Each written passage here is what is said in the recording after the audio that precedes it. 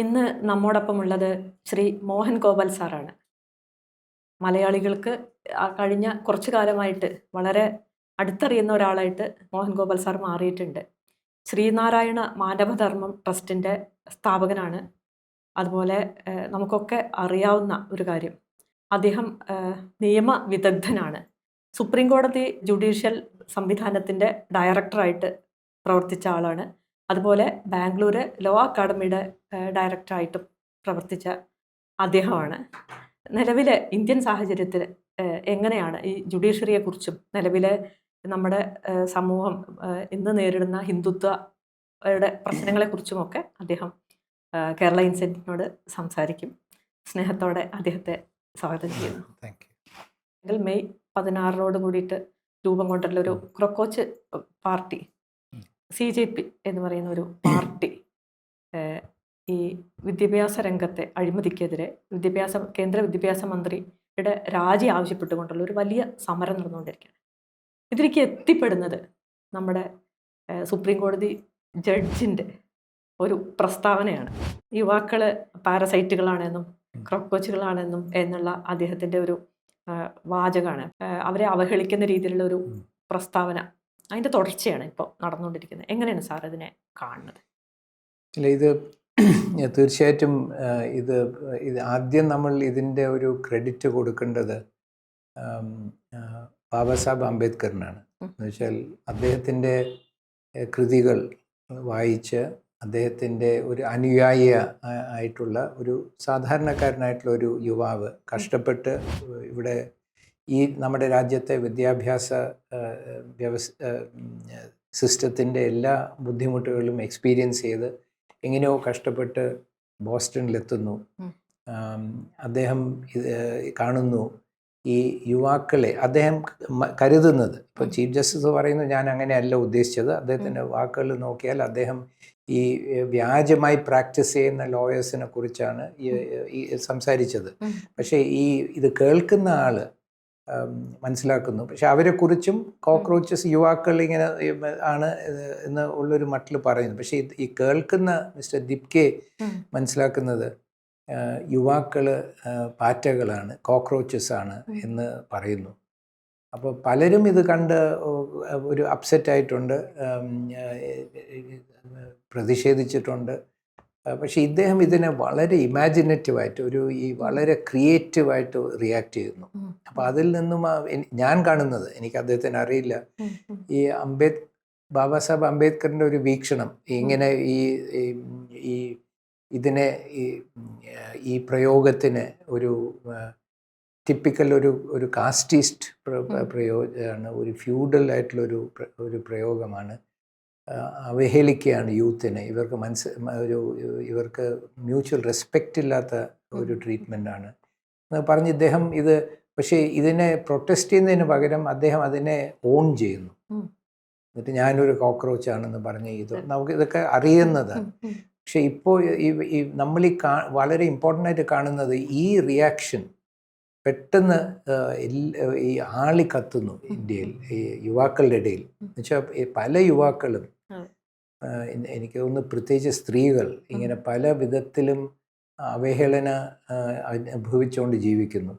അവസരങ്ങളില്ല, വിദ്യാഭ്യാസം അൺഅഫോർഡബിൾ ആയിരിക്കുകയാണ്, ക്വാളിറ്റി വിദ്യാഭ്യാസം, തൊഴിലില്ല, ഉള്ള തൊഴിലിന് സ്ഥിരതയില്ല, ബെനിഫിറ്റ്സ് ഇല്ല. അപ്പോൾ വലിയൊരു ക്രൈസിസിലാണ് ഈ ജനറേഷൻ. അതേസമയത്ത് ഇന്ത്യ ഒരു വലിയൊരു സക്സസ് ആണ് എന്നുള്ളൊരു പറയുന്നു. അത് ഇന്ത്യ ഷൈനിങ് എന്ന് പറഞ്ഞ് വാജ്പേയിയുടെ സമയത്തുണ്ടായിരുന്നല്ലോ. ഇപ്പോൾ ഇത് India shining, even more shining എന്നുള്ളൊരു ഇതാണ്. അപ്പോൾ ഇതും ഇവരുടെ ജീവിതമായിട്ട് പൊരുത്തപ്പെടുന്നില്ല.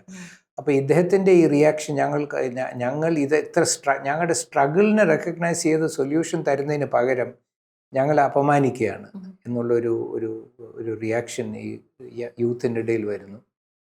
അപ്പോൾ അതിൻ്റെ എതിരെ ആദ്യം ഇത് വിദേശത്തു നിന്നുള്ള ഒരാളാണ്, ഇത് വിദേശത്തു നിന്ന് സപ്പോർട്ടറാണെന്ന് പറയുന്നു. Sonam Wangchuk one of the first ഇവരെ സപ്പോർട്ട് ചെയ്യുന്നു.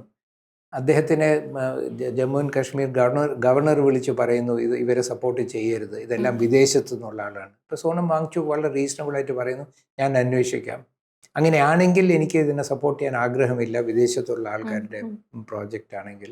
അല്ലെങ്കിൽ മൂവ്മെൻ്റ് ആണെങ്കിൽ എന്ന് പറയുന്നു. പക്ഷെ അന്വേഷിച്ചപ്പോൾ ഇത് ഇവിടെ തന്നെയുള്ള കുട്ടികളുടെയാണ്. പിന്നെ ഇദ്ദേഹം അവിടുന്ന് വിട്ട് തിരിച്ചു വരുന്നു. അതോടുകൂടി ഈ വിദേശത്ത് നിന്നാണെന്നുള്ളൊരു ഒരു ഒരു നാരറ്റീവ് കൊളാപ്സ് ചെയ്യുന്നു. പിന്നെ ഇവിടെ വന്നിട്ട് ഇദ്ദേഹം വളരെ ഇമ്പോർട്ടൻറ്റ് സ്ട്രാറ്റജിക് ഡിസിഷൻ എടുക്കുന്നത്, ഇദ്ദേഹം ഈ എഡ്യൂക്കേഷൻ ഇഷ്യൂസ് നീറ്റിൻ്റെ പേപ്പറിൻ്റെ ലീക്ക് ഫോക്കസ് ചെയ്യുന്നു. അപ്പം അതിൽ നമ്മൾ കണ്ടു ഈ ആർമിയിലെ റിക്രൂട്ട്മെൻറ്റ് ഈ 4 വർഷത്തെ ചുരുക്കി ആർമി ജവാൻസിന് അപ്പോയിൻമെൻറ്റിൻ്റെ ടെന്യൂർ വെട്ടിക്കുറച്ച് പുതിയൊരു സിസ്റ്റം കൊണ്ടുവന്നപ്പം ആക്ച്വലി റയറ്റ്സ് ഉണ്ടായി. പല പത്രങ്ങളും പബ്ലിഷ് ചെയ്തിട്ടില്ല. പക്ഷേ റയറ്റ്സ് ഉണ്ടായെന്ന് വെച്ചാൽ അവരും യുവാക്കളാണ്, പക്ഷെ പാവപ്പെട്ട വീട്ടിൽ നിന്നുള്ള യുവാക്കളാണ്. അവർക്ക് വലിയ നിരാശയുണ്ടായി. അപ്പോൾ അതുപോലെ തന്നെ ഈ നീറ്റിൽ നിന്നും വലിയ നിരാശയുണ്ടായി. അപ്പോൾ ഈ അപമാനവും ഈ നിരാശയും ഇതൊക്കെ കമ്പൈൻ ചെയ്തിട്ട് ഒരു വലിയൊരു റിയാക്ഷൻ ഡെവലപ്പ് ചെയ്യുന്നു. ഇന്ന് തന്നെ കോഴിക്കോട്ട് ഞാൻ കണ്ടു വരുന്ന വഴിക്ക് കുട്ടികൾ, വലിയ ഗാദറിങ് ഓഫ് കുട്ടികൾ വരുന്ന ഓൾ ഓവർ ദ കൺട്രി നടക്കുന്നു. ഇതൊന്നും ഒരു സംഘടനയില്ല, ഇതൊക്കെ ഒരു ഓർഗനൈസേഷൻ അല്ല, പൊളിറ്റിക്കൽ പാർട്ടികളൊക്കെ ഇതിനെ എക്സ്പ്ലോയിറ്റ് ചെയ്യാൻ ശ്രമിക്കുന്നു. പക്ഷേ അവരിതിൽ ഫോഴ്സ് ചെയ്തില്ല, പ്രെഡിക്റ്റ് ചെയ്തില്ല, മനസ്സിലാക്കിയില്ല. അപ്പം ഇത് ഒരു തീപ്പൊരി, ഒരു ജ്വലിക്കാൻ തയ്യാറായി നിൽക്കുന്ന ഒരു സാധനത്തിൽ വീഴുന്നത് പോലെയായിരുന്നു ഇത്. അപ്പോൾ അതിങ്ങനെ ആളിക്കത്തുന്നു. പക്ഷേ ഇത് ഇനി എവിടെ ചെന്ന് അവസാനിക്കും നമുക്കറിയില്ല. ഇതിൽ പെടുന്നവർക്ക് പല ഐഡിയോളജിക്കൽ കോൺഫ്ലിക്ട്സ് തീർച്ചയായിട്ടും ഉണ്ടാകും. ഇപ്പോൾ റിസർവേഷൻ തന്നെ എടുത്താൽ ഇതിനെ സപ്പോർട്ട് ചെയ്യുന്ന പല കുട്ടികളും BJPക്ക് സപ്പോർട്ട് ചെയ്ത അവരായിരുന്നു എന്ന് അവർ തന്നെ പറയുകയാണ്. ഇനി ഞങ്ങൾ ചെയ്യുന്നില്ല. അപ്പോൾ റിസർവേഷൻ എതിരായിരിക്കും ഇതിൽ പലരും. കമ്മ്യൂണിസത്തിന് സപ്പോർട്ട് ചെയ്യുന്ന ആൾക്കാരായിരിക്കും, ഇസ്ലാമോഫോബിയ ഉള്ളവരായിരിക്കാം. നമുക്കറിയില്ലല്ലോ ഇതിൽ ആരൊക്കെയാണ് ഈ വരുന്നത്. അപ്പോൾ ഇനി ഒരു ഫ്യൂച്ചർ മൂവ്മെൻ്റായിട്ട് ഡെവലപ്പ് ചെയ്യണമെങ്കിൽ ഒരു ഐഡിയോളജിക്കൽ, ഇപ്പോൾ ഒരു ഇഷ്യൂ ആണ് വെച്ചിരിക്കുന്നത്. നീറ്റ് പരീക്ഷ ശരിക്കും നടത്തണം, എഡ്യൂക്കേഷൻ സിസ്റ്റം ഇമ്പ്രൂവ് ചെയ്യണം. പക്ഷേ ഈ സെക്കൻഡ് ക്വസ്റ്റ്യൻ തന്നെ പല ഇഷ്യൂസും വരുന്നു. ഇത് പബ്ലിക് സെക്ടർ ആണ്, എൻ്റെ അഭിപ്രായത്തിൽ ഫ്രീ എഡ്യൂക്കേഷനാണ് പബ്ലിക് സെക്ടറാണ് കൊടുക്കേണ്ടത്. അപ്പോൾ പബ്ലിക് സെക്ടറിനെയാണ് നമുക്ക് സ്ട്രെങ്തൻ ചെയ്യേണ്ടത്. പക്ഷേ ഇപ്പം നേരത്തെയുള്ള മൻമോഹൻ സിംഗ് സർക്കാരായാലും ഇപ്പോഴത്തെ സർക്കാരായാലും പ്രൈവറ്റ് സെക്ടറിനെയാണ് ഈ എഡ്യൂക്കേഷനൊക്കെ പ്രൈവറ്റൈസ് ചെയ്യുന്ന ഒരു പോളിസീസാണ്. അപ്പോൾ അത് ക്വസ്റ്റ്യൻ ചെയ്യുമ്പോൾ ചിലർ ഈ മൂവ്മെൻറ്റിൽ ഡിഫറൻസസ് ഉണ്ടാകും. അപ്പോൾ എനിക്ക് തോന്നുന്നു ഇതിൻ്റെ ഫ്യൂച്ചർ എങ്ങനെയാണ് എന്ന് നമുക്ക് പറയാൻ ബുദ്ധിമുട്ടാണ്. നമ്മൾ ആരബ് സ്പ്രിങ്ങിൽ കണ്ടു വലിയ തോതിൽ ഇതുപോലെ ഒരാൾ ഠേലേവാല എന്ന് ഇംഗ്ലീഷിൽ പറയുന്നത്, അല്ല ഹിന്ദിയിൽ പറയുന്നത്, അതെ, അങ്ങനത്തെ ഒരു പാവപ്പെട്ട ആളെ ചെകിട്ടത്ത് അടിച്ചത് കൊണ്ടാണ് ഇത് മുഴുവനും പൊട്ടിത്തെറിച്ചെന്നാണ് ഞാൻ വായിച്ചിട്ടുള്ളത്. അത് മാറി. പക്ഷെ അത് കാരണം ആക്ച്വലി അതിൻ്റെ കൗണ്ടർ വിപ്ലവത്തിന് വലിയൊരു വഴിയൊരുക്കി ഈ രാജ്യങ്ങളൊക്കെ വീണ്ടും വളരെ ശക്തമായിട്ടൊരു കൗണ്ടർ റെവല്യൂഷൻ വന്നു. അത് ഇവർ പ്ലാൻ ചെയ്തുകൊണ്ടല്ല, അതിനെ ക്യാപ്ചർ ചെയ്ത് ഇവർ രാജകത്വം എന്നൊക്കെ പറഞ്ഞിട്ട് അപ്പം ഇത് അവസാനം ഈ അറബ് സ്പ്രിംഗ് പോലെ അവസാനിക്കുമോ എന്നും നമുക്കറിയില്ല. പൊളിറ്റിക്കൽ പാർട്ടീസ് ഇതിൻ്റെ കുറച്ച് ക്യാപ്ചർ ചെയ്തിരിക്കുകയാണ്. അപ്പോൾ അവരിത് എങ്ങനെ കൊണ്ടുപോകും നമുക്കറിയില്ല. അപ്പോൾ ഇതിനെ അസസ് ചെയ്യാൻ it is a little too early. പക്ഷെ തീർച്ചയായിട്ടും രണ്ട് പോസിറ്റീവ് കാര്യങ്ങളുള്ളത് യൂത്തിൻ്റെ ഫ്രസ്ട്രേഷൻ, യൂത്തിൻ്റെ വളരെ സർക്കാരിൻ്റെ ആയിട്ടുള്ള ഈ സർക്കാരിൻ്റെ നയങ്ങളിലെതിരെ ഈ എഡ്യൂക്കേഷൻ ആൻഡ് എംപ്ലോയ്മെൻറ്റ് ഏരിയയിൽ സർക്കാരിൻ്റെ നയങ്ങൾക്കെതിരെയുള്ള ഒരു സ്ട്രോങ് സെൻറ്റിമെൻ്റ് ഉണ്ടെന്ന് ഇപ്പോൾ വളരെ വ്യക്തമായിട്ടുണ്ട്. അത് വളരെ പോസിറ്റീവാണ്. ഇൻ ദ സെൻസ് ഓഫ് അത് പുറത്ത് വരുന്നു, എല്ലാവർക്കും അത് റെക്കഗ്നൈസ് ചെയ്യണം.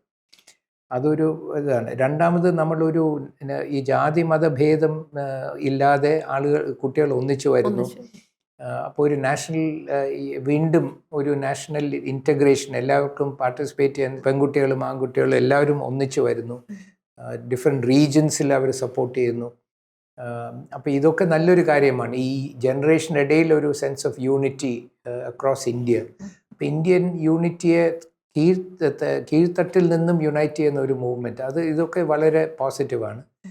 ഇനി ഫ്യൂച്ചറിൽ ഇതെങ്ങനെ പോകും നമുക്ക് പറയാൻ ബുദ്ധിമുട്ടാണ്. പക്ഷേ ഇത് വെറും ജുഡീഷ്യറിയുടെ ഒരു കോമെന്റിൽ നിന്ന് വന്നല്ലേ, ഇത് ഓൾറെഡി ഒരു വളരെ ഒരു തിളച്ച് നിന്ന ഒരു ഒരു അന്തരീക്ഷത്തിലാണ് ഈ കോമെന്റ് വന്ന് വീഴുന്നത്. നമ്മൾ കണ്ടതാണ് ഒരുപക്ഷെ ഇന്ത്യയുടെ ചരിത്രത്തിൽ ആദ്യമായിട്ടാവും സുപ്രീം കോടതി ജഡ്ജിനെതിരെ ഒരാള് ഷൂ എറിയുന്നു, ഒരു അഡ്വക്കേറ്റിനെ ഷൂ എറിയുന്ന ഒരു നിലയിലേക്ക് കാര്യങ്ങൾ പോകുന്നു. പല സ്ഥലങ്ങളിലും ഇപ്പൊ ജഡ്ജിമാരെ ശരിക്കും വളരെ ബഹുമാനത്തോടു കൂടി കാണുകയും അങ്ങനെയൊക്കെ നിന്നിരുന്നൊരു ഇടാണ് ഇന്ത്യ പൊതുവെ. ജനങ്ങളുടെ ഏറ്റവും ഇപ്പൊ ഒരു യുവാവ് വന്ന് വളരെ മോശപ്പെട്ട രീതിയിൽ അബ്യൂസ് ചെയ്തു, അതാണ് ആ ഒരു നിലയിലേക്ക് പോയി, പേപ്പർ കീറി എറിഞ്ഞു, ജഡ്ജിന്റെ മുഖത്തേക്ക് എറിഞ്ഞു. അപ്പൊ ഇത്ര ഒരു നിലയിലേക്ക് പിന്നെ പക്ഷെ ആ ജഡ്ജസ് വളരെ മെച്യൂർ ആയിട്ട് റിയാക്ട് ചെയ്തു. ഈ മറ്റേ ഷൂ എറിഞ്ഞപ്പോ ചീഫ് ജസ്റ്റിസും ഇവരും അതിനെ വഷളാക്കിയില്ല. വളരെ പറഞ്ഞു അദ്ദേഹത്തിന് എന്തോ വളരെ വലിയ ഫ്രസ്ട്രേഷൻ ഉണ്ട്, സാരമില്ല. പക്ഷെ അതൊരു പിന്നെ പല സ്ഥലത്തും ഇപ്പൊ ഈ ഷൂ എറിയലിന് ശേഷം നമ്മൾ നിരവധി സ്ഥലങ്ങളിലായിട്ട് അത് കാണുണ്ടായി. ഇതൊരു ശരിക്കും പറഞ്ഞാൽ ഇന്ത്യ പോലത്തെ ഒരു സ്ഥലത്ത് ജനാധിപത്യത്തെ സംബന്ധിച്ചിടത്തോളം വളരെ പ്രധാനപ്പെട്ട ഒരു ഇടമാണ്. ജനങ്ങൾക്ക് ഏറ്റവും അവസാനമായിട്ട് ചെല്ലാനുള്ള ഒരു വാതിലാണ് ഈ സുപ്രീം കോടതി എന്നൊക്കെ പറയുന്നത്. അപ്പൊ അവിടെ പോലും വേണ്ട രീതിയിലല്ല പോകുന്നത്, അല്ലെങ്കിൽ അവിടെ പോലും പ്രതീക്ഷയ്ക്ക് വകല്ലാത്ത നിലയിലേക്ക് കാര്യങ്ങൾ നീങ്ങുന്നു. അതിന്റെ ഒരു സൂചനയായിട്ട് വേണം ഇതിനെ കണക്കാക്കാൻ, ഈ ഷൂ എറിയലും അല്ലെങ്കിൽ ഈ ചീത്ത വിളിക്കലും ഒക്കെ. ഇത് രണ്ടും രണ്ട് ഇഷ്യൂസ് ആയിരുന്നു. ഈ ഷൂ എറിയൽ ഒരു സ്ട്രോങ് ഹിന്ദു വിശ്വാസങ്ങളുള്ള ഒരാള് ചീഫ് ജസ്റ്റിസ് ഒരു ഇഷ്യൂ പറഞ്ഞപ്പോൾ ഈ അമ്പലം ഇമ്പ്രൂവ് ചെയ്യണമെന്ന് മറ്റേ ക്ഷേത്രം ഇമ്പ്രൂവ് ചെയ്യണമെന്ന് മറ്റേ പറഞ്ഞു നിങ്ങൾ പോയി പ്രാർത്ഥിക്കൂ എന്നുള്ള മട്ടിൽ എന്തോ പറഞ്ഞു. അല്ലാതെ അപ്പോൾ അവിടെ അദ്ദേഹത്തിന് ഒരു അപമാനം തോന്നി. അതിൻ്റെ എതിരെയാണ് റിയാക്ട് ചെയ്തത്. അപ്പോൾ നമ്മൾ അതിൽ നിന്ന് വേറൊരു വിഷയമാണ്, വേറൊരു വിഷയമാണ്. അപ്പോൾ അതിൽ നമ്മൾ കാണുന്നത് ഈ ചില ടൈപ്പ് ഓഫ് ജഡ്ജസ് ഇപ്പോൾ മിണ്ടിയാൽ ഈ വലതുപക്ഷം വളരെ ശക്തമായിരിക്കുകയാണ്, ഹിന്ദു മത അധിഷ്ഠിതമായ വലതുപക്ഷം. അപ്പം അവരുടെ എതിരെ ആര് സംസാരിച്ചാലും അവർ ശക്തമായിട്ട് റിയാക്ട് ചെയ്യണം. ഇപ്പോൾ ആ ജഡ്ജായാലും ആരായാലും എന്നുവെച്ചാൽ അവരുടെ വിചാരം എല്ലാ പവറും അവരുടെ കയ്യിലാണ്. അപ്പോൾ അവർക്ക് ആരെയും പേടിയില്ല. അപ്പോൾ അതിൻ്റെ എക്സാമ്പിൾ നമ്മൾ കാണുന്നത് മെമ്പേഴ്സ് ഓഫ് പാർലമെൻറ്റ്, മന്ത്രിമാർ, ചിലപ്പോൾ പ്രധാനമന്ത്രി, ഇവരെല്ലാവരും ഇങ്ങനെ വളരെ അഗ്രസീവായിട്ട് സംസാരിക്കുന്നു, ഈ അറ്റാക്ക് ചെയ്യുന്നു. അപ്പോൾ അവർ ഒരു കൾച്ചർ ഓഫ് വയലൻറ്റ് അറ്റാക്ക് നമ്മൾ വന്നിരിക്കുകയാണ്. അപ്പോൾ അത് ഈ ജഡ്ജ് അതിൻ്റെ കൂടെ നിൽക്കാത്ത ജഡ്ജസ്, ബാക്കിയുള്ള ജഡ്ജസിനെതിരെ അറ്റാക്ക് ഉണ്ടാവുന്നില്ല. ഒരു ദളിത് ജഡ്ജിൻ്റെയാണ് ഉണ്ടായത്, മറ്റേ വേറൊരു സിറ്റുവേഷനാണ്. അപ്പോൾ അതൊരു വലതുപക്ഷത്തിൻ്റെ പ്രശ്നമാണ്, ജുഡീഷ്യറിയുടെ പ്രശ്നമല്ല. വലതുപക്ഷം സ്ട്രോങ് ആയി കഴിഞ്ഞാൽ ഇൻസ്റ്റിറ്റ്യൂഷൻസിനെ അവർ അറ്റാക്ക് ചെയ്യുന്നു, ഇപ്പോൾ ഓപ്പൺലി അറ്റാക്ക് ചെയ്യുന്നു. അവരുടെ പോളിസി അതാണ്. മറ്റേ ഇഷ്യൂ വേറൊരു ഇഷ്യൂ ആണ്. അതായത് ഈ പേപ്പർ കീറിക്കളഞ്ഞ് ബഹളം ഉണ്ടാക്കിയ അദ്ദേഹത്തിന് കീഴ്ക്കോടതികളിൽ ജസ്റ്റിസ് ന്യായമായിട്ട് ജഡ്ജ്മെൻറ്റ്സ് വന്നിട്ടില്ല എന്നുള്ളതാണ്. അതാണ് കുറച്ചുകൂടെ ഇമ്പോർട്ടൻറ്റ്. മറ്റേ ഈ ഹിന്ദു റിലിജിയോസിറ്റിയുടെ എക്സ്ട്രീം ഒരു റിയാക്ഷൻ അല്ല. ഇതിൽ പറയുന്നത് നിങ്ങളുടെ സിസ്റ്റം വർക്ക് ചെയ്യുന്നില്ല, ഞാൻ എത്രയോ പ്രാവശ്യം കോടതിയിൽ പോയി, എനിക്ക് റിലീഫ് കിട്ടുന്നില്ല, അതുകൊണ്ട് ഞാൻ നിങ്ങളെ ആദേശിക്കുകയാണ് നിങ്ങളിത് ചെയ്യണം എന്ന് പറയുന്നു. അപ്പം അതിൽ മനസ്സിലാക്കേണ്ട രണ്ട് പോയിൻറ്റ്സാണ്. ഒന്ന്, ഒരു ജുഡീഷ്യൽ ഡിസിഷൻ അക്സെപ്റ്റ് ചെയ്യണമെങ്കിൽ അത് ഒരു റീസണബിൾ പീരിയഡിൽ കംപ്ലീറ്റ് ചെയ്യണം. ആൾക്കാർക്ക് ഇൻഡെഫിനിറ്റ്ലി വെയിറ്റ് ചെയ്യുന്നത് ഇഷ്ടമല്ല. ഈ നിരന്തരം നമ്മൾ അപ്പീൽ ചെയ്യുന്നു, പല കോടതികളിൽ പോകുന്നു, അതുപോലെ അതൊരു പ്രശ്നമാണ്. ആൾക്കാർക്ക് ഒരു തീർപ്പ് വരുന്നില്ല. അപ്പോൾ അത് ഒന്ന്. പക്ഷേ അതിനേക്കാൾ ഉപരി, സർവോപരി ഒരു ജഡ്ജ്മെൻ്റ് എഴുതുമ്പോൾ ആ ജഡ്ജ്മെൻറ്റിൻ്റെ റീസണിങ്, മോഡേൺ ജുഡീഷ്യറിയുടെ ഒരു ഫണ്ടമെൻ്റൽ പില്ലർ അതാണ്. ആ reasoning must be convincing to a reasonable person. നിയമം ഇതാണ് ഫാക്ട്സ്, ഈ ഫാക്ട്സും ഈ നിയമം അനുസരിച്ച് ഇത് മാത്രമേ ഉള്ളൂ റിസൾട്ട്. അങ്ങനെ നമ്മൾ പെർസ്വേസീവായിട്ട് പറയുമ്പോൾ മിക്ക ആൾക്കാരും അക്സെപ്റ്റ് ചെയ്യുന്നുണ്ട്. പക്ഷേ ഈ പറഞ്ഞതുപോലെ എനിക്ക് ഈ കാണാൻ സമയമില്ല എന്ന് പറഞ്ഞ് കേൾക്കാതെ ആള് ഇഷ്യൂസിനെ തള്ളിക്കളയുന്നു. അല്ലെങ്കിൽ ജഡ്ജ്മെന്റ് വരുമ്പോൾ കഴിഞ്ഞ ഇപ്പൊ ഈ ഡൽഹിയിലെ ഈ വലിയ ആക്രമണം നേരിട്ടിട്ടുള്ള, പോലീസിന്റെ ആക്രമണം നേരിട്ടിട്ടുള്ള കുട്ടികൾ അവരെ ആക്രമിച്ചതിന്റെ വീഡിയോസ് പിന്നെ പ്രസന്റ് ചെയ്തപ്പോൾ അത് കാണാൻ സമയമില്ല എന്ന് പറഞ്ഞു. അത് ജെന്യൂൻലി ഒരു ഇൻസെൻസിറ്റീവ് കോമെന്റ് ആണ് അത്. എന്ന് വെച്ചാൽ ഇത് കുട്ടികളുടെ ഇല്ലീഗലായിട്ട് അവരെ തല്ലുകയാണ്. അപ്പോൾ തീർച്ചയായിട്ടും അതിന് കോടതി റിലീഫ് കൊടുക്കേണ്ടതാണ്. പക്ഷേ ഈ ജഡ്ജ്മെന്റ്സ് ന്യായീകരിക്കാത്തപ്പോഴും ആൾക്കാർ വളരെ അപ്സെറ്റ് ആവും. അവർക്ക് ഇപ്പോൾ രാമജന്മഭൂമി ജഡ്ജ്മെന്റ്, അതിൻ്റെ ന്യായീകരണം എന്താണ്? നമുക്ക് വാസ്തവത്തിൽ ഒരു പ്രോപ്പർ ന്യായീകരണം ഇല്ല. ഈ SIRന്റെ ജഡ്ജ്മെന്റ്, അത് വാസ്തവത്തിൽ മുസ്ലിംസിനെ ടാർഗറ്റ് ചെയ്ത് മുസ്ലിംസിനെ ഇലക്ട്രൽ റോൾസ് നിന്ന് ഒരു ബംഗ്ലാദേശിൽ നിന്ന് വന്ന ആൾക്കാരെന്ന് പറഞ്ഞിട്ട് പല വിധത്തിൽ ഇലക്ട്രൽ റോൾസ് നിന്ന് മാറ്റുന്നു, തിരിച്ച് പിടിച്ചവരെ ബോർഡറിൻ്റെ കൊണ്ട് തള്ളുന്നു. അപ്പം ഇതൊക്കെ നടക്കുന്ന ഒരു സിറ്റുവേഷനിലാണ് കോടതി പോകുന്നത്. പക്ഷെ ഈ ഫാക്ട് പാറ്റേണിനെ ഇവർ ഈ ജഡ്ജ്മെന്റിൽ കാണുന്ന പോലുമില്ല. മതം മാറി എന്നൊക്കെ പറഞ്ഞിട്ടല്ലേ ഒരു ഗ്രാമത്തിൽ കണ്ടില്ലേ, കുറച്ച് പേര് അവര് ഏതൊരു പള്ളിയിൽ പോവാൻ മാത്രമേ ചെയ്തുള്ളൂ. അപ്പൊ അതിന് അവര് മതം മാറി എന്ന് പറഞ്ഞിട്ടാണ് ആ നാട്ടിൽ നിന്ന് പുറത്താക്കാനാണ് കോടതി ഉത്തരവിടുന്നത്. പ്രാദേശിക കോടതി ഉത്തരവിട്ടു, ഹൈക്കോടതി അതിന് ഉത്തരവിട്ടു. അപ്പൊ കോടതിയുടെ ഒരു വില അതാണ്. ഡിസിഷൻസ് ന്യായീകരണം വേണം. ഈ തെറ്റായിട്ടുള്ള ഒരു ഡിസിഷനെ ന്യായീകരിക്കാൻ ബുദ്ധിമുട്ടാണ്. അതുകൊണ്ട് ന്യായീകരണം പാളിപ്പോകുമ്പോൾ നമുക്കറിയാം ഇതിലെന്തോ പെശകൊണ്ടെന്ന് അറിയാം. അപ്പം ന്യായീകരണം ഇല്ലാത്ത ജഡ്ജ്മെന്റ്സ് വരുമ്പോൾ ആൾക്കാർ പ്രതികരിക്കുന്നു. അപ്പം കോടതികൾ ചെയ്യേണ്ടത് കൂടുതൽ എഫർട്ട് എടുത്തിട്ട് കറക്റ്റായിട്ടുള്ള ഡിസിഷൻസ് കൊടുക്കണം, അത് ന്യായീകരിക്കണം. പിന്നെ അവരുടെ ഭൂമിക എന്താണ്, അവരുടെ റോൾ എന്താണെന്ന് അവർ മനസ്സിലാക്കണം. ഒരു ജനാധിപത്യത്തിൽ കോടതിയുടെ റോൾ പാവപ്പെട്ട ജനങ്ങളുടെ പവർലെസ്സിനെ പവർഫുളിൻ്റെ എതിരെ ഡിഫെൻഡ് ചെയ്യാണ് അവരുടെ മെയിൻ റെസ്പോൺസിബിലിറ്റി. അല്ലാതെ പവർഫുളിനെ ടു ഡിഫെൻഡ് എഗൻസ്റ്റ് പവർലെസ് അല്ല അവരുടെ റെസ്പോൺസിബിലിറ്റി. അപ്പോൾ അവർ ആ റോളും റെസ്പോൺസിബിലിറ്റിയും മനസ്സിലാക്കി കറക്റ്റായിട്ടുള്ള ന്യായീകരണം കൂടെ കൊടുക്കുകയാണെങ്കിൽ ആൾക്കാരുടെ ഫ്രസ്ട്രേഷൻ കുറയും. മെയിൻ പോയിന്റ് ഈ ജുഡീഷ്യറി എന്നുള്ളൊരു ഇൻസ്റ്റിറ്റ്യൂഷൻ എവിടെയും പെർഫെക്റ്റ് അല്ല ഈ ലോകത്ത്. പാവപ്പെട്ടവർക്ക് എവിടെയും നീതി കിട്ടുന്നില്ല, ഒരു രാജ്യത്തും കിട്ടുന്നില്ല എൻ്റെ അറിവിൽ. ഈ വളരെ പവർഫുള്ളായിട്ടുള്ള ആൾക്കാർക്ക് എല്ലായിടത്തും മിക്കവാറും ജസ്റ്റിസ് കിട്ടുന്നുണ്ട്. മിഡിൽ ക്ലാസ്സിന് ഇന്ത്യയിൽ വളരെ ബുദ്ധിമുട്ടാണ്, മറ്റ് രാജ്യങ്ങളിൽ കുറച്ചുകൂടെ എളുപ്പമാണ്. പക്ഷേ ഇവിടെ മിഡിൽ ക്ലാസ്സിൻ്റെ സർവീസസ് ഇമ്പ്രൂവ് ചെയ്യാൻ പല സ്റ്റെപ്സും കഴിഞ്ഞ 10-20 വർഷമായിട്ട് എടുത്തിട്ടുണ്ട്. അത് ഇമ്പ്രൂവ് ചെയ്യും. പക്ഷേ ജുഡീഷ്യൽ ഇൻസ്റ്റിറ്റ്യൂഷൻസ് പെർഫെക്റ്റ് അല്ല എങ്കിലും നമുക്ക് ഒരു ജുഡീഷ്യൽ ഇൻസ്റ്റിറ്റ്യൂഷൻ ഉണ്ട്. ആ ഇൻസ്റ്റിറ്റ്യൂഷൻ അങ്ങനെ ഒരു മോശപ്പെട്ട ഇൻസ്റ്റിറ്റ്യൂഷൻ അല്ല.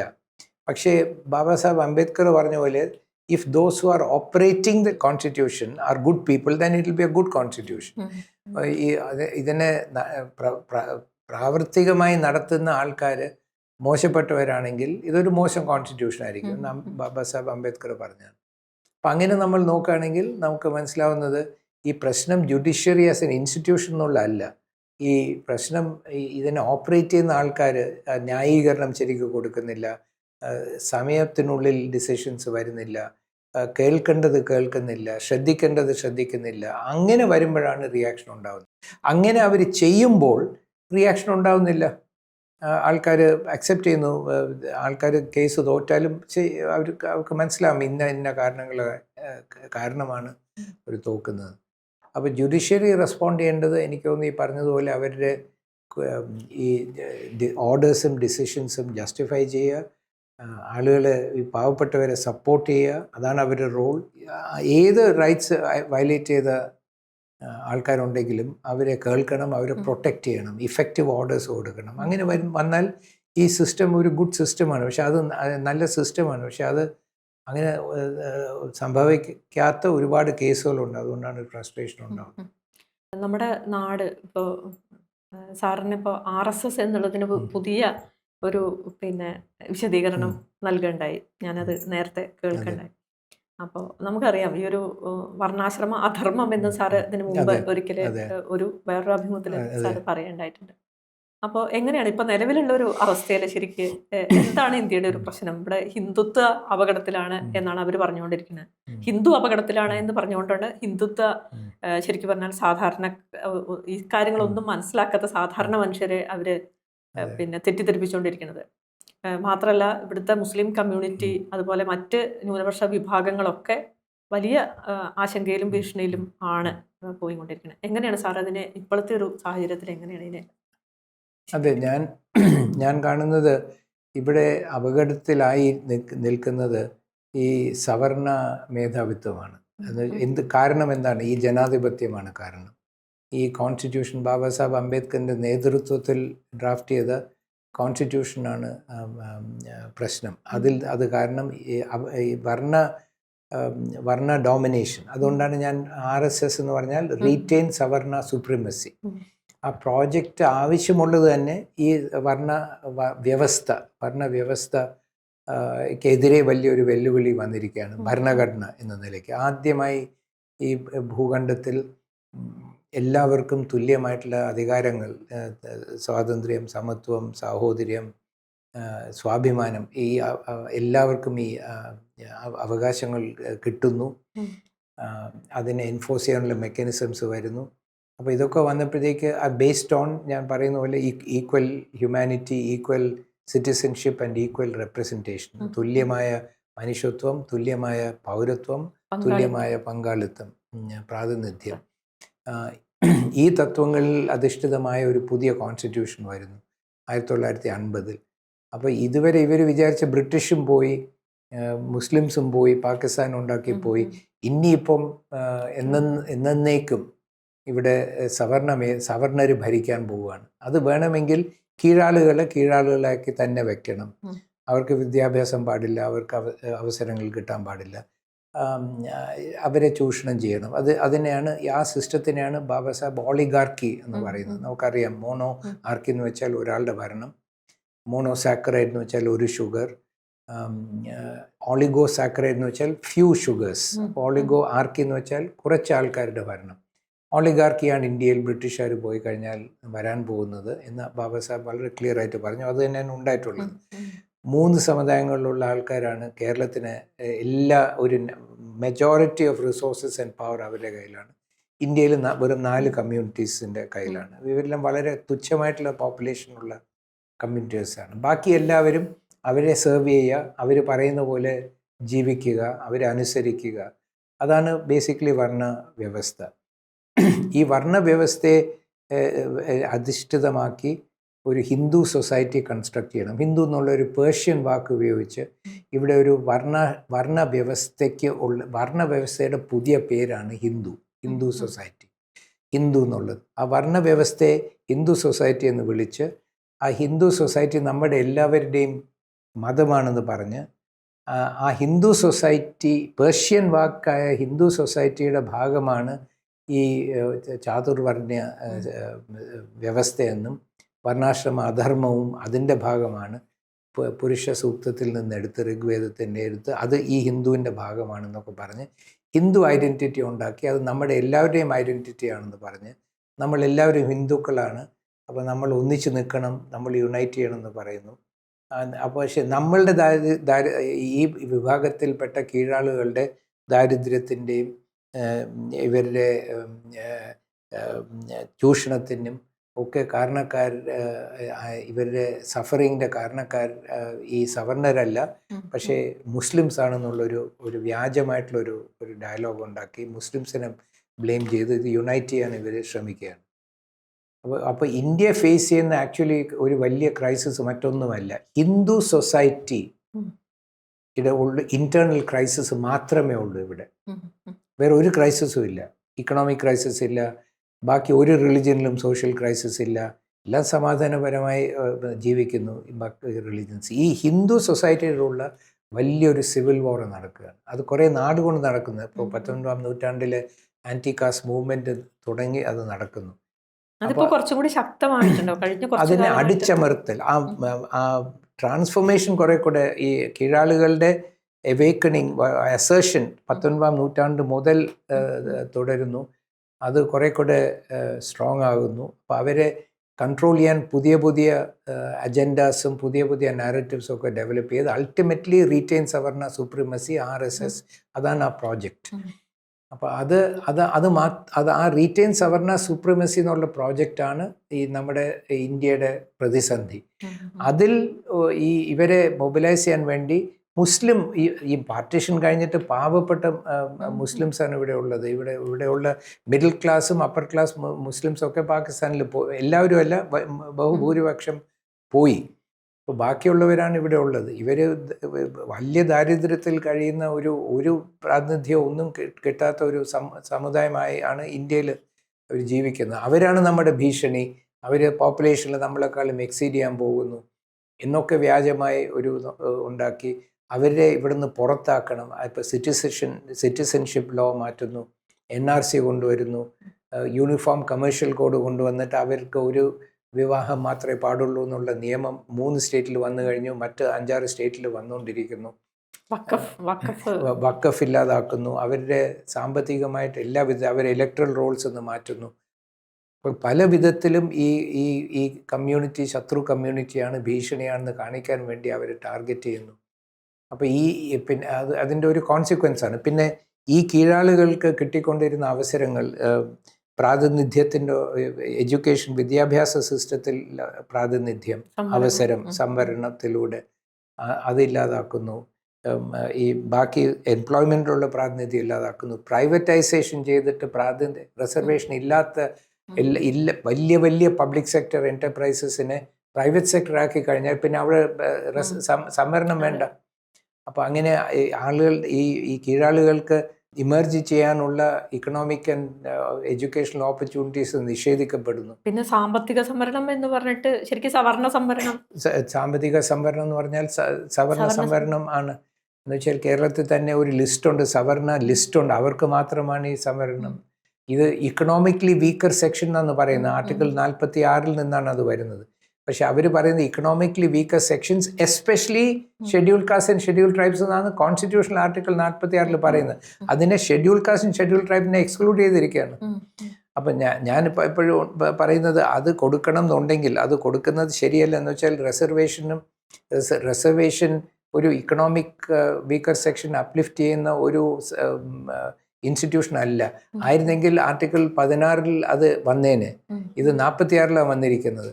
അപ്പം 16 വരുന്നതാണ് റിസർവേഷൻ വേണ്ടിയുള്ളത്. ഈ 46 ഇക്കണോമിക്കലി വീക്കർ സെക്ഷൻ്റെ പ്രൊട്ടക്റ്റ് ചെയ്യണമെന്ന് പറയുന്നത് ത്രൂ അതർ മീൻസ് ആണ്. അല്ലെങ്കിൽ റിസർവേഷൻ കൂടെ ഉണ്ടെങ്കിൽ അതുകൂടെ അതിൽ തന്നെ പറഞ്ഞേനെ, including by measures under article 60 എന്ന് പറഞ്ഞാൽ അത് പറഞ്ഞിട്ടില്ല. പക്ഷെ അതിൽ കൊണ്ടുവന്ന് അവർക്ക് വേണ്ടി തന്നെ ഈ പ്രാതിനിധ്യം, അമിത പ്രാതിനിധ്യമുള്ള കമ്മ്യൂണിറ്റീസിന് വേണ്ടി 10% വീണ്ടും അവർക്ക് വേണ്ടി തന്നെ റിസർവ് ചെയ്ത് വെച്ചിരിക്കുന്നു. അപ്പോൾ ബാക്കിയുള്ളവരുടെ ഓപ്പർച്യൂണിറ്റീസിനെ തടയുകയാണ്. ഇപ്പം മധ്യപ്രദേശിൽ തന്നെ റിസർവേഷൻ വെട്ടിക്കുറച്ചിരിക്കുകയാണ്. 27 നിന്നും 14 മറ്റേ ആണ് വെട്ടിക്കുറച്ചിരിക്കുന്നത്. അപ്പോൾ ഈ ജനതകളെ എന്നേക്കും കീഴാളുകളായി നിർത്തണം. ഒരു വർണ്ണാശ്രമത്തിൽ അധിഷ്ഠിതമായ ഒരു സമൂഹം ഉണ്ടാക്കണം. അത് ഉണ്ടാക്കിക്കഴിഞ്ഞാൽ 4 വർണ്ണങ്ങൾ കാണും. അതിൽ ഈ കീഴാളുകൾക്ക് മാക്സിമം ഇപ്പോൾ പഞ്ചമരാണ്, ഇതിൻ്റെ പുറത്താണ്, ഔട്ട് ഓഫ് കാസ്റ്റാണ്. അപ്പോൾ ഈ പഞ്ചമർക്ക് കാസ്റ്റ് ഇല്ല. കാസ്റ്റ് ഉള്ളവർക്ക് കാസ്റ്റ് എന്ന് പറയുള്ളൂ. ഔട്ട് കാസ്റ്റിന് എങ്ങനെയാണ് കാസ്റ്റ് വരിക? ഔട്ട് ഓഫ് കാസ്റ്റാണ്. അപ്പോൾ ഈ ബ്രാഹ്മിൻ, ക്ഷത്രിയ, വൈശ്യ, ശൂദ്ര ഇവർക്ക് മാത്രമേ കാസ്റ്റ് ഉള്ളൂ. ബാക്കി ആർക്കും കാസ്റ്റ് ഇല്ല. ഔട്ട് കാസ്റ്റാണ്, ഔട്ട് ഓഫ് കാസ്റ്റാണ്. പക്ഷേ ഇപ്പം അവർ പറയുന്നത് എന്താണ്? ഈ സമുദായങ്ങൾ, ജാതിയും സമുദായം മിക്സപ്പ് ചെയ്തിട്ട് പറയുന്നത് ഈ സമുദായങ്ങൾ ജാതികളാണ്, സമുദായങ്ങൾ കാസ്റ്റാണ്.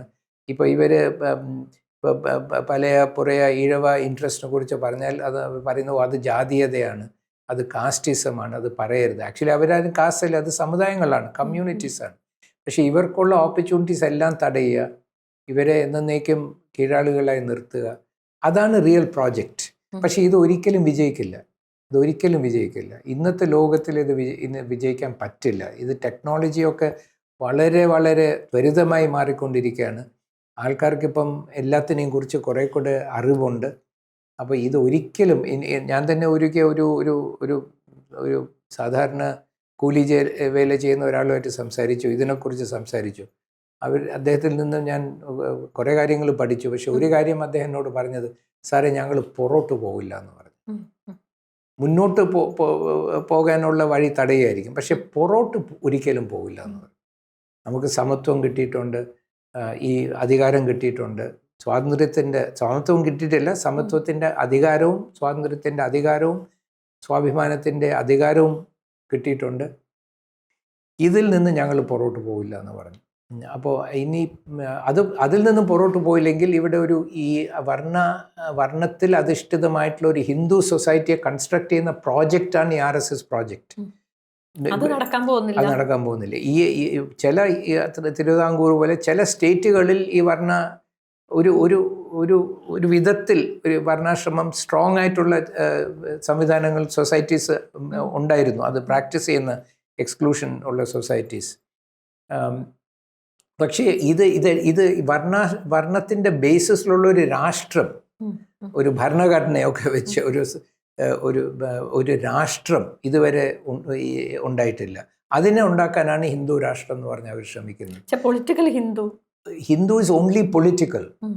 അതാണ് നാരായണ ഗുരു പറഞ്ഞു, ഹിന്ദു എന്നൊരു മതമേ ഇല്ലല്ലോ എന്ന് പറഞ്ഞു. അപ്പോൾ Hindu is just it is A political system.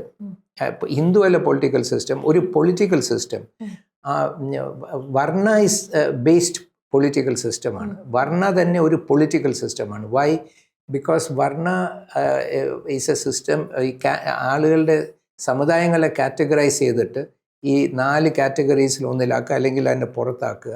അതനുസരിച്ച് നമുക്ക് കിട്ടുന്നത് civil, economic and political rights ആണ്, അല്ലെങ്കിൽ എടുത്തു കളയുന്ന സിവിൽ, പൊളിറ്റിക്കൽ, ഇക്കണോമിക് റൈറ്റ്സ് ആണ്. ഇപ്പോൾ ഒരു കർഷക തൊഴിലാളിയായിട്ടുള്ള ഒരു പുലയ, പറയ, ഈഴവ ഒരു മനുഷ്യനുണ്ടായിരുന്നെങ്കിൽ അയാളോ അവരോ ജോലിക്ക് പോകുന്നു. ആ ജോലിക്ക് പോകുമ്പോൾ നിങ്ങൾ വെറും പ്യുവർ ഇക്കണോമിക് സിസ്റ്റം ആയിരുന്നെങ്കിൽ, ഇക്കണോമിക് എക്സ്പ്ലോയിറ്റേഷൻ മാത്രമായിരുന്നെങ്കിൽ അവരെ ആ ജോലി ചെയ്യിപ്പിക്കുമ്പോൾ വേതനം കൊടുക്കില്ല, കൂലി കൊടുക്കില്ല, അവരെ എക്സ്പ്ലോയിറ്റ് ചെയ്യും. പക്ഷെ അവരോട് വായിക്കാൻ പാടില്ല, റോഡിൽ കൂടെ നടക്കാൻ പാടില്ല എന്നൊക്കെ പറയുന്നതിൽ എന്തർത്ഥമാണ്? ഇത് റൈറ്റ് ടു നമ്മുടെ ഫണ്ടമെൻ്റൽ ഫ്രീഡംസിനെ എടുത്തു കളയാണ്. എന്ത് വേഷം ഇടണം, ഇതൊക്കെ ആരും കൺട്രോൾ എന്തിനെ കൺട്രോൾ ചെയ്യുന്നത്? ഇത് കൺട്രോൾ ചെയ്യുന്ന നമ്മുടെ ഇക്കണോമിക് ആൻഡ് സോഷ്യൽ റൈറ്റ്സിനെ എടുത്ത് അല്ല, സോഷ്യൽ ആൻഡ് സിവിൽ റൈറ്റ്സിനെ എടുത്ത് കളയാണ്. അപ്പോൾ ആ സിവിൽ റൈറ്റ്സിനെ അവർ എടുത്ത് കളയുന്നത് എന്തിനാണ്? വാസ്തവത്തിൽ ഈ എക്സ്പ്ലോയിറ്റ് ചെയ്യാനാണ്. പക്ഷേ ഈ സിസ്റ്റം ഓഫ് ഡിപ്രൈവിങ് അവർ റൈറ്റ്സിനെയാണ് നമ്മൾ വാസ്തവത്തിൽ വർണ്ണ സിസ്റ്റം എന്ന് പറയുന്നത്. System to give and take away rights. അത് കമ്മ്യൂണിറ്റി അനുസരിച്ച് ഒരു കമ്മ്യൂണിറ്റി കാറ്റഗറൈസ് ചെയ്തിട്ട് നമ്മുടെ റൈറ്റ്സിനെ എടുത്ത് കളയുക. ഒരു സിസ്റ്റം, അതൊരു പൊളിറ്റിക്കൽ സിസ്റ്റമാണ്. സിസ്റ്റം ഓഫ് ഗവൺമെൻറ് ആണ്, based on unequal citizenship and unequal share of power. അതിനെ ജസ്റ്റിഫൈ ചെയ്യുന്നത് അൺഈക്വൽ ഹ്യൂമാനിറ്റി ഉണ്ടെന്ന് പറഞ്ഞിട്ടാണ്. അത് നിങ്ങൾ ജന്മനാൽ അവിടെ റിലിജൻ കൊണ്ടുവരും അതിനെ ജസ്റ്റിഫൈ ചെയ്യാൻ. എന്നിട്ട് ഈ system of unequal citizenship and unequal power, അതിന് പേര് കൊടുക്കുന്നത് ഹിന്ദു എന്ന് പേര് കൊടുത്ത് അതിനെ ഒരു റിലിജനായിട്ട് വെച്ചിരിക്കുകയാണ്. എന്നിട്ട് അതിൽ ദൈവങ്ങളുമൊക്കെ ആയിട്ട് കണക്ട് ചെയ്ത്, പ്രാർത്ഥനയും റിച്വൽസൊക്കെ ആയിട്ട് കണക്ട് ചെയ്തിട്ട് ഇതിനെ നമ്മളെ കൺഫ്യൂസ് ചെയ്തിട്ട് ഇതൊരു റിലിജനാണെന്ന് വിചാരിച്ചിട്ട്, അപ്പം നമ്മളുടെ എക്സ്പ്ലോയിറ്റേഷനെ, സബ്ജുഗേഷനും നമ്മുടെ റിലിജൻ്റെ ഭാഗമാക്കുകയാണ്. അപ്പം നമ്മൾ അതിൻ്റെ എതിരെ റിവോൾട്ട് ചെയ്യാൻ നമുക്ക് കുറച്ചുകൂടെ പ്രയാസമാണ്. വെറും ഒരു slavery it's a pure political system.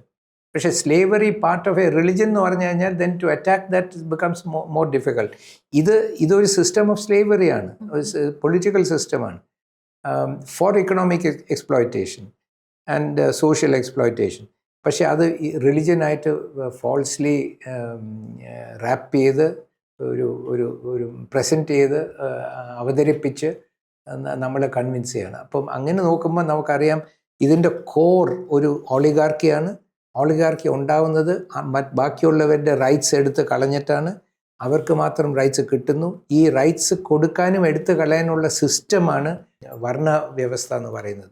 ഒരു പക്ഷേ ഭരണഘടന കണ്ടിട്ടുള്ള, അല്ലെങ്കിൽ ഭരണഘടന വിഭാവനം ചെയ്ത ഒരു തുല്യതയോ അല്ലെങ്കിൽ പദവിയിലേക്കോ ഒന്നും സ്ത്രീകൾ പോയിട്ടില്ല. എങ്ങനെയാണ് അതിനെ മറികടക്കാൻ? എന്താണ് ഒരു ഈ ജെൻഡറും ഒരു പൊളിറ്റിക്കൽ സിസ്റ്റമാണ്.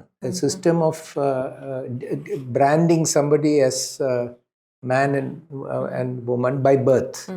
ഒരു സിസ്റ്റം ടു ക്ലാസിഫൈ പീപ്പിൾ. എന്നിട്ട് ഡിപ്പെൻഡിങ് ഓൺ ദാറ്റ് അവർക്ക് ചില റൈറ്റ്സ് കൊടുക്കുക, ചില റൈറ്റ്സ് എടുത്ത് കളയുക. അപ്പോൾ അതും ഈ ഇതുപോലെ തന്നെ ഒരു പൊളിറ്റിക്കൽ സിസ്റ്റമാണ് ഈ ജെൻഡർ എന്ന് പറയുന്നത്. ഞാൻ കാണുന്നത് as a lawyer, any system ഇത് സോഷ്യോളജിസ്റ്റും ഇക്കോണമിസ്റ്റും ഒക്കെ മറ്റ് അവരുടെ ഡിസിപ്ലിൻ അനുസരിച്ച് അവർ ഡിഫൈൻ ചെയ്യും. ബട്ട് ആസ് എ ലോയർ ഞാൻ കാസ്റ്റിനെയും ജെൻഡറേയും കാണുന്നത് as a political system of unequal citizenship ആയിട്ടാണ്. Why? Because they are taking away rights of people, not giving equal rights.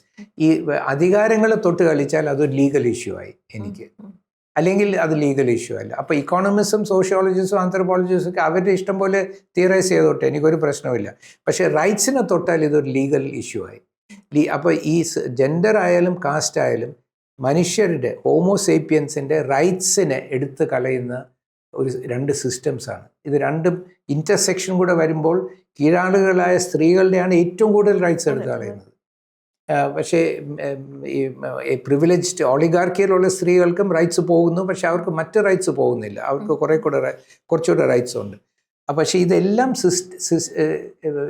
Systems of unequal സിറ്റിസൺഷിപ്പാണ്. അപ്പം ഇതിനെ തകർക്കുന്നതാണ് ഈ ഭരണഘടന. ബാബാ സാഹേബ് അംബേദ്കറിൻ്റെ നേതൃത്വത്തിൽ ഡ്രാഫ്റ്റ് ചെയ്ത ഭരണഘടന പറയുന്നു equal humanity, equal citizenship, equal share of power, equal representation എന്ന് പറയുന്ന ഒരു സിസ്റ്റമാണ്.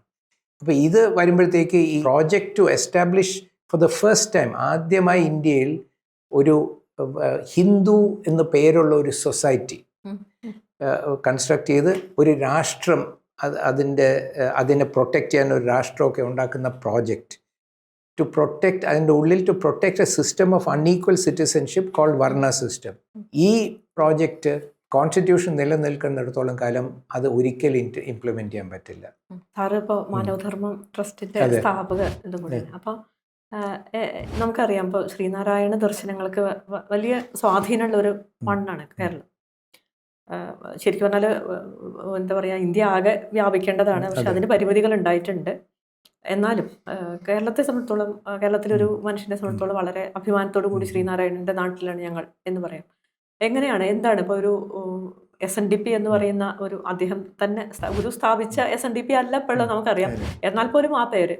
അപ്പോൾ ഈ സമയത്ത് ഇപ്പോൾ ശ്രീനാരായണ മാനവധർമ്മ ട്രസ്റ്റ് സാറ് എങ്ങനെയാണ് അതിനെ ഒരു രൂപീകരിക്കുന്ന സമയത്തുള്ള ചില ഉദ്ദേശത്തോടു കൂടിയായിരിക്കുമല്ലോ മാനവധർമ്മ ട്രസ്റ്റ് രൂപീകരിക്കുന്നത്? അല്ല, അതിൽ മാനവധർമ്മം എന്നുള്ള ട്രസ്റ്റ് രൂപീകരിക്കുന്നതും ഈ ഹിന്ദു എന്നുള്ളൊരു വാക്ക് ഉപയോഗിച്ച് ഒരു മനുഷ്യരെ ചൂഷണം ചെയ്യുന്ന അൺഈക്വൽ സിറ്റിസൺഷിപ്പ് ഉള്ള ഒരു പൊളിറ്റിക്കൽ സിസ്റ്റത്തിനെ വ്യാജമായി ഒരു മതത്തിൻ്റെ പേരിൽ നമ്മൾ അടിച്ചേൽപ്പിക്കാൻ ശ്രമിക്കുന്നു.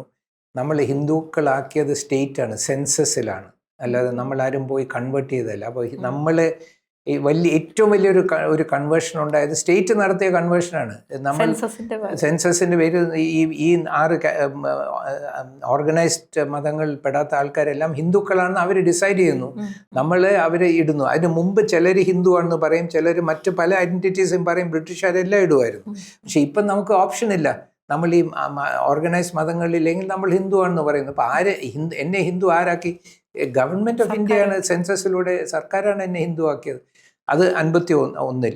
66-ൽ സുപ്രീം കോടതി എന്നോട് പറയുന്നു, ഹിന്ദുവിനെ ഡിഫൈൻ ചെയ്യുന്നു, Hindu is one who accepts Veda as the highest authority in all matters religious and philosophical. അതായത് മതപരമായ ഫിലോസോഫിക്കലായിട്ടുള്ള എല്ലാ കാര്യത്തിലും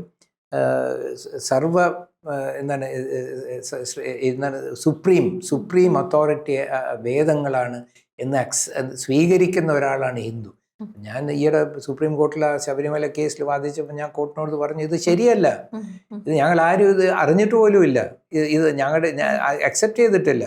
പിന്നെ സുപ്രീം കോടതി എങ്ങനെയാണ് ഇത് പറയുന്നത്? അപ്പോൾ ബാബാ സാഹേബ് അംബേദ്കറിൻ്റെ റിഡിൽസ് ഓഫ് ഹിന്ദുയിസത്തിൽ പറഞ്ഞിട്ടുണ്ട്.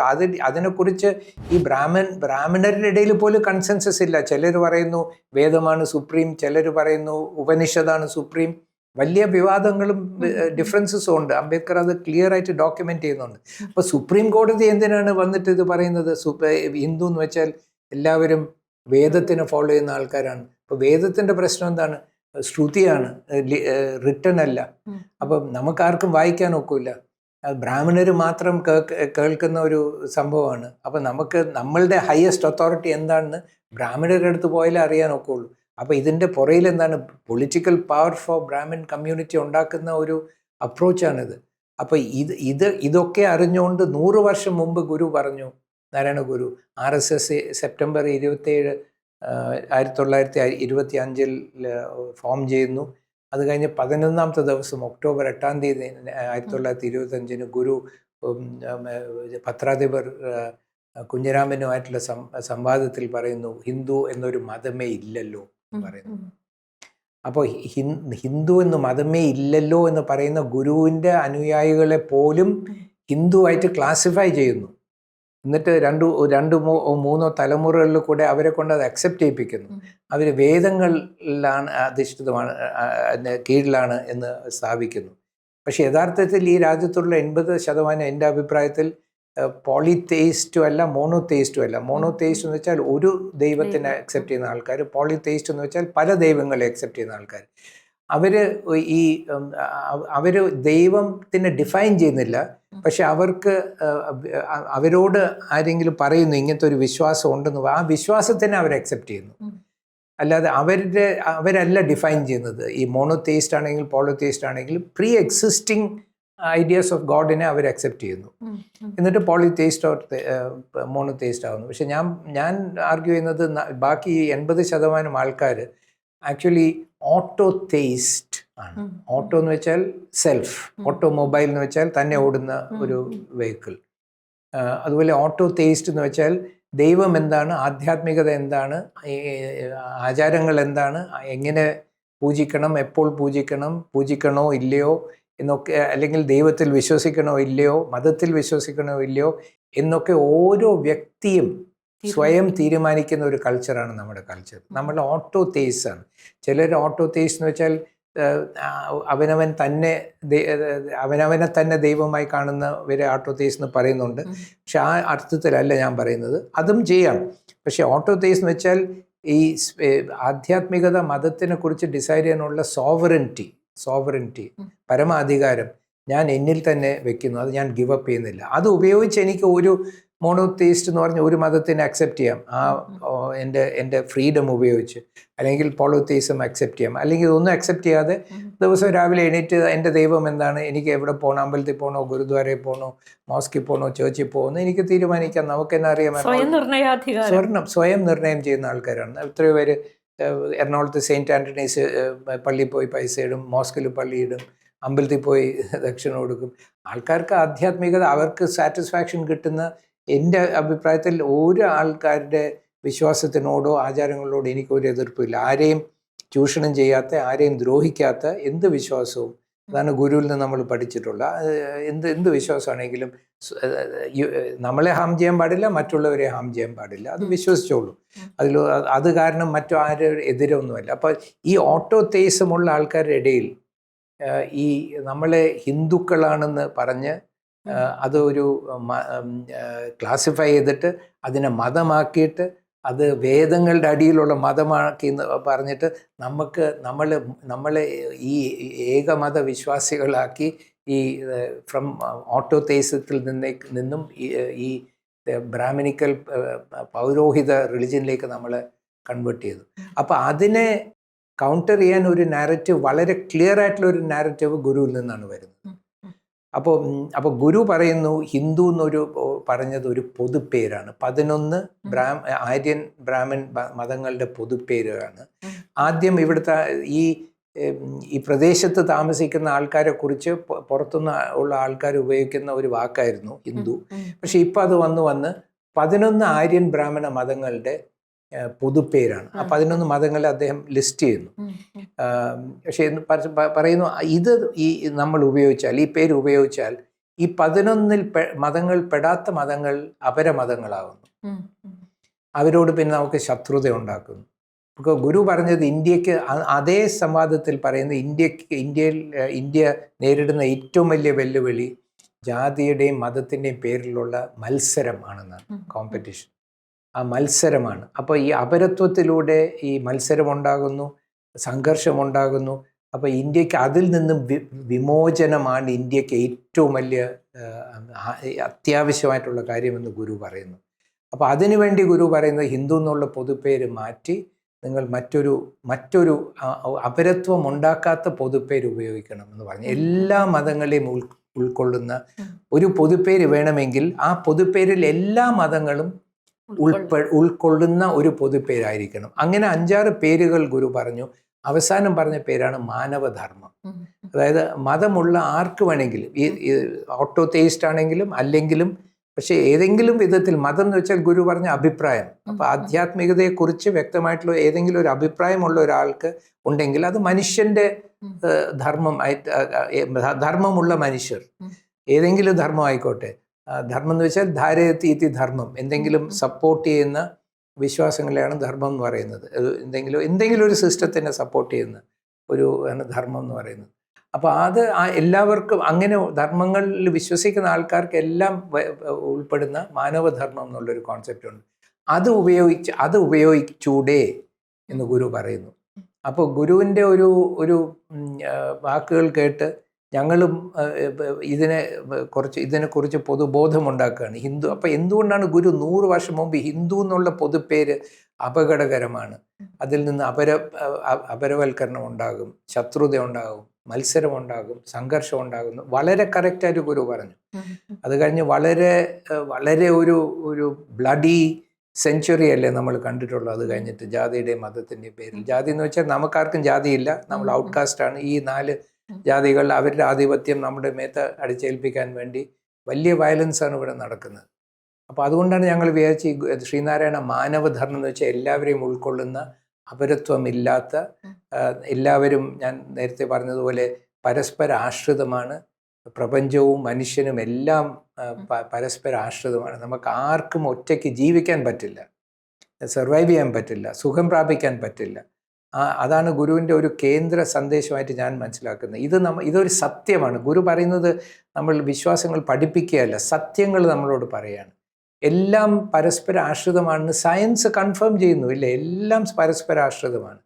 അപ്പോൾ അങ്ങനെയാണെങ്കിൽ എവിടെയെങ്കിലും ഒരു കോട്ടം വന്നാൽ എന്നെ എഫക്റ്റ് ചെയ്യും. ഇപ്പം ഇവിടെ മുസ്ലിംസ് ദുർബലമായാൽ ഇന്ത്യ ദുർബലമാകും. അല്ലാതെ മുസ്ലിംസ് ദരിദ്രരായി സെക്കൻഡ് ക്ലാസ് സിറ്റിസൻസായി നശിച്ചു പോയാൽ ഇന്ത്യ ശക്തമാകില്ല, ഇന്ത്യ വീക്കായിരിക്കും. മറിച്ച് മുസ്ലിംസ് ശക്തമായാൽ ഇന്ത്യയുടെ ശക്തി കൂടും. ഏത് സമുദായം, ഇന്ത്യൻ സമുദായം ഏത് വിധത്തിലാണെങ്കിലും ആരെയും ഇപ്പം അവർ കഠിനാധ്വാനം ചെയ്ത് അവരുടെ കണ്ടീഷൻ ഉയർത്തുന്നു, നല്ല കാര്യമാണ്. ബാക്കി എല്ലാവരും അതുപോലെ ചെയ്യണം, നമ്മളെല്ലാം അങ്ങോട്ടും ഇങ്ങോട്ടും സഹായിക്കണം. അതാണ് ഗുരുവിൻ്റെ ഒരു സന്ദേശം.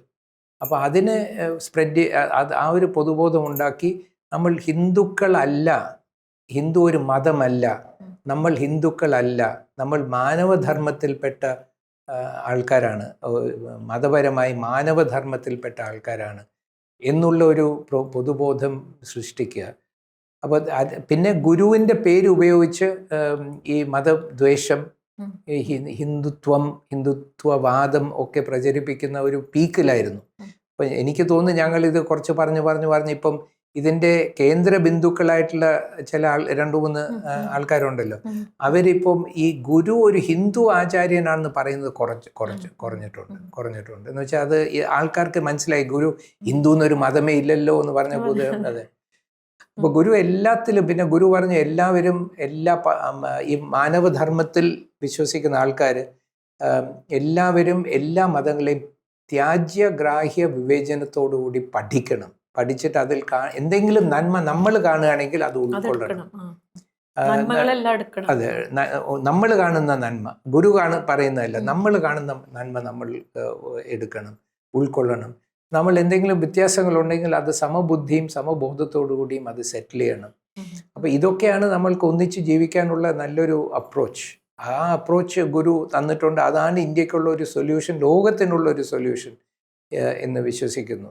എന്തായാലും സന്തോഷം, കേരള ഇൻസൈറ്റിന് വേണ്ടി ഇത്ര അധികം കാര്യങ്ങൾ സാറുടെ തിരക്കിനിടയിൽ ഞങ്ങളോട് പങ്കുവച്ചതിൽ സന്തോഷം. ശരി, എനിക്കും വളരെ സന്തോഷം. നമസ്തേ.